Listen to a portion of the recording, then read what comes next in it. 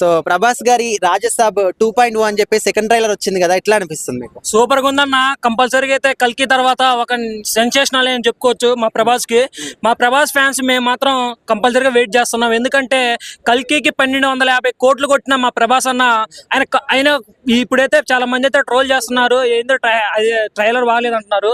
కానీ మాకైతే బ్రహ్మాండంగా ఉంది ఆ ట్రైలర్. కంపల్సరీగా అయితే 1500 కోట్లు అబో కొట్టిద్దని అయితే మేము ఎక్స్పెక్ట్ చేస్తున్నాం.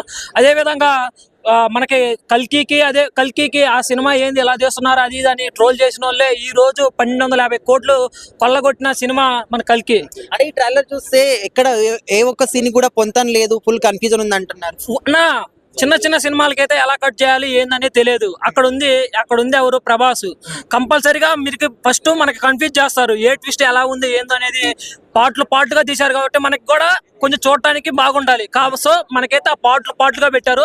సినిమా చూసిన తర్వాత రివ్యూ ఇస్తే బాగుంటుందని నా అభిప్రాయం. బాహుబలి, కల్కి లాంటి ఈ రేంజ్ సినిమాలు చేసిన ప్రభాస్ గారు ఈ విధంగా ఇలాంటి సినిమాలు ఒప్పుకుంటారు అనుకుంటున్నారా? అన్న ఏ హీరో అయినా కానీ ఒకే రీతిలో పోతే ఎవరైతే చూడరు, అదే విధంగా బోరు కొడుతుంది.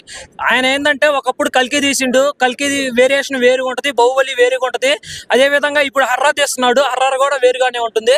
చూసే వాళ్ళకి మాత్రం సినిమా చూసిన తర్వాత అర్థమైంది దాని వ్యవహారం. ఇయర్ ఓపెనింగ్ అయితే ప్రభాస్ గారిదే ఉంది, మరి త్రూ అవుట్ ఇయర్ అంతా కూడా గుర్తుండే విధంగా చేస్తాడా? కంపల్సరీగా చేస్తాడన్న. తీసేదన్న 1-2 సినిమాలు, అది కూడా బ్లాక్ బస్టర్ అయితే మా సినిమాకి మాత్రం కంపల్సరీగా 1500 కోట్లు మాత్రం కంపల్సరీగా దాటుతాయి. ఇది కూడా